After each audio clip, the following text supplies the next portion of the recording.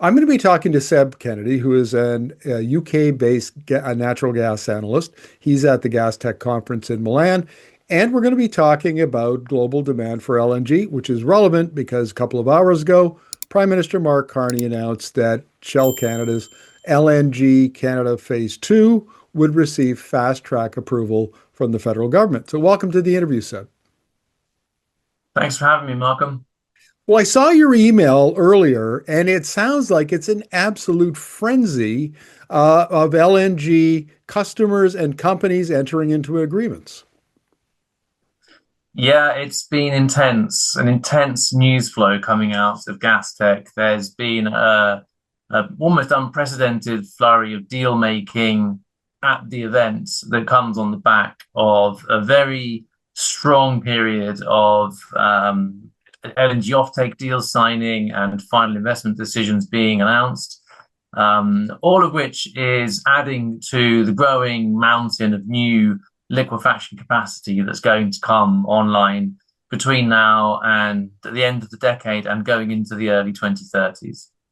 Now, I read some of the IEA, International Energy Agency analysis of this, and they have a graphic that shows that there will be a glut of LNG supply out to 2040. And most of this is coming online in 2026, 27, maybe 2028. So is the supply we're talking about, you're talking about at Gastech, in addition to that? It is, yeah. And just two things. I'd say that the IEA's forecast for a glut is on the kind of extreme bearish side. And a lot of the big consultancies are saying that the glut will be absorbed or it will only last for a couple of years and then we'll enter a period of undersupply in the 2030s. I kind of sit somewhere in the middle. And until now, I was thinking that, yeah, the glut will probably reach its peak in sort of 29, 30, and then things will kind of balance out after that. But seeing the flow of deals that the gas executives are intent upon signing and pushing through new greenfield projects that even if you were to begin construction tomorrow, won't come online until the end of the decade, if not the early 2030s, then I'm starting to think that now things are going a little bit more towards the IEA's more bearish scenario. Because if you have extra capacity coming online towards the tail end of a glut, then what you're doing is you're kind of prolonging the tail of the glut and extending the period of low pricing that the kind of supply-demand imbalance entails. Now, let's try to put LNG Canada Phase 2 into this context. I don't suppose you've seen Shell or LNG Canada there trying to negotiate deals. Everybody's here trying to negotiate deals. Shell is among them. They've got a massive pavilion at Gastech, very ostentatious, taking up huge amounts of floor space in these cavernous exhibitions. It's really notable how, like, Gastech used to be a quite prominent place for Gazprom to be present, and they used to have big stands, and the Russian contingent was large. And that's completely changed now. Now you see the US LNG providers and the integrated oil and gas companies who are pivoting into LNG, taking up that role as like the major sponsors and having these big posh exhibition spaces with lots of interesting goodies and well remunerated executives doing deals behind the scenes. And yeah, Shell is like right amongst them. There a lot of the deals that have been done in the LNG space have been from suppliers to aggregators. And so they all actually need to find end users of the fuel. A lot of these big oil companies, their share price will be contingent to a large extent on their ability to get LNG length off their books and into LNG regas terminals and into actual end use applications. At the moment, they're going to be carrying a lot of length, a lot of risk on their books during a period of oversupply when prices will be depressed. And you've got to expect that will weigh on their share prices unless they can find profitable outlets and trade in a really savvy way that maintains their margins.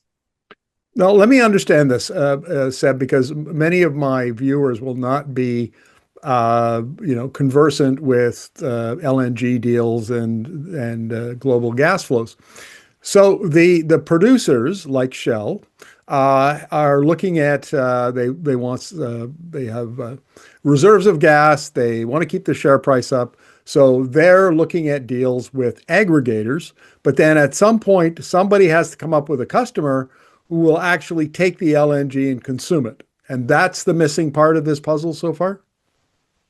That's right. So the integrated oil majors, they are at kind of all ends of the supply chain. They are investing in the upstream liquefaction.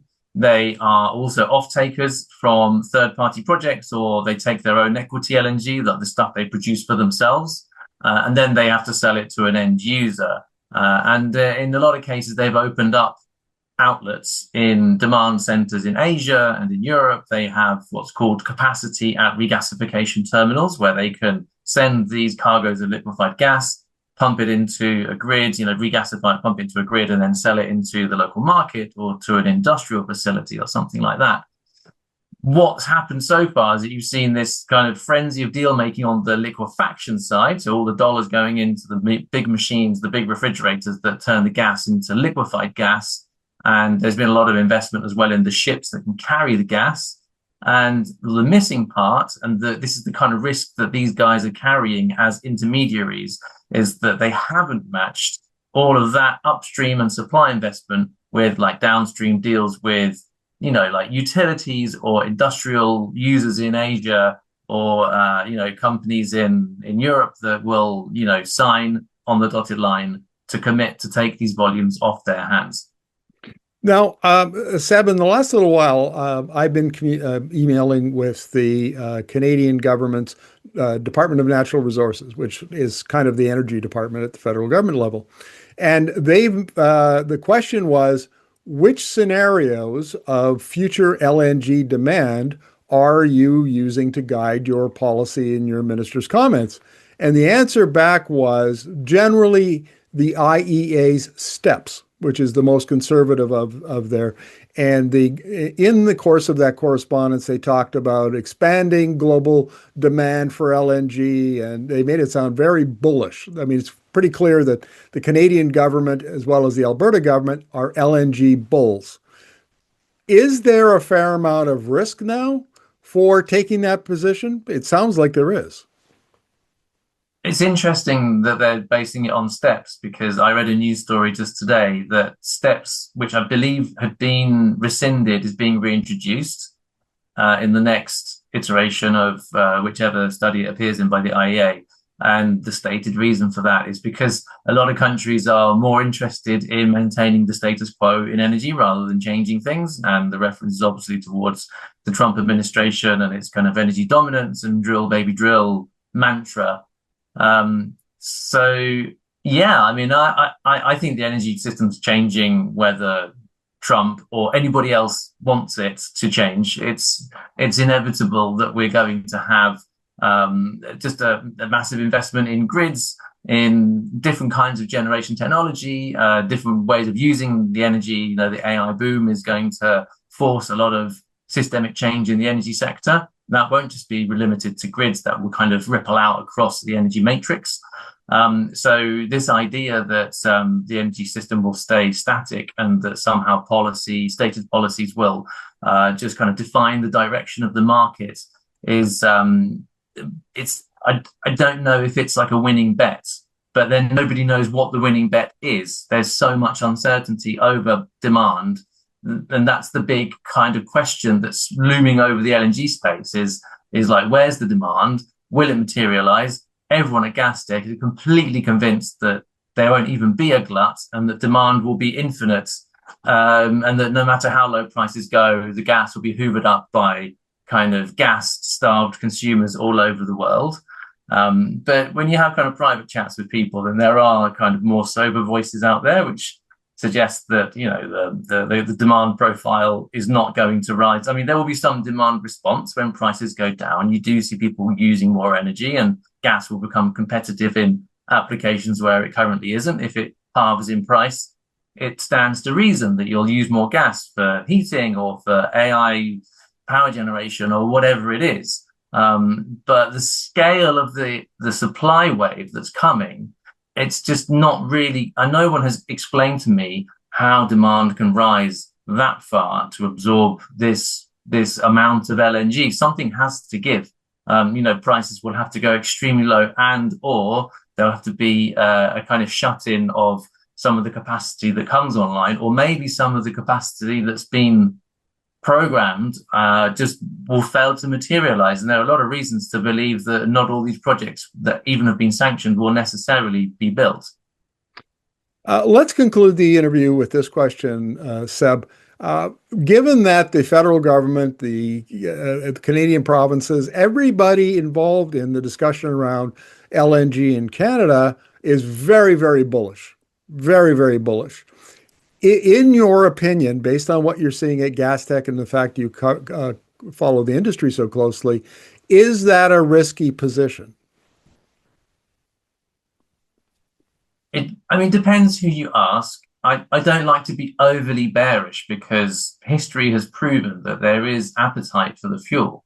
But at the same time, this industry has proven to be extremely prone to hubris. And in the article I wrote for Energy Flux today, which I think you read, then I describe us as being in this kind of late stage of the investment cycle when the smart money comes in at the beginning of the cycle, then a kind of head of steam builds, and then FOMO, like fear of missing out, kind of eclipses rational thinking, and everybody just kind of piles in, and it creates these supply waves that then take years to work through the system. We saw it with the first wave of US LNG. We saw it with the wave of Australian final investment decisions for 5 mega projects.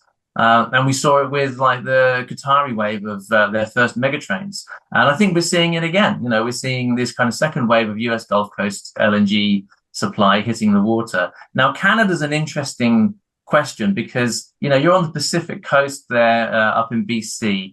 And, in the Pacific Basin, then you don't have the same thing as in the Atlantic side with this kind of big, kind of eastern seaboard expansion of capacity. And there will be a less kind of very slight but notable regional tightening because some of the kind of the existing supply in the Pacific Basin towards Asian markets is going to come offline. So, if anywhere like might make sense to have a little bit more capacity, then it could be like on the West Coast. Maybe that's like kind of on like between Canada, US, and Mexico, like that rim. It's like it makes slightly more regional sense, but on a kind of global macro basis, then yeah, you are kind of competing with a kind of oversupplied gas market balance.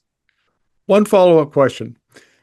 We've just heard last week the Russia and China agree legally binding agreements, and I know everybody's a little skeptical about that, around Power of Siberia 2 pipeline, the gas pipeline. But it's such an enormous amount of gas. It's 50 billion cubic meters per year, and then some additional 12 billion cubic meters in 2 other pipelines. So it's a very large amount of gas. Would that not weigh on some of these investment decisions you're seeing being made?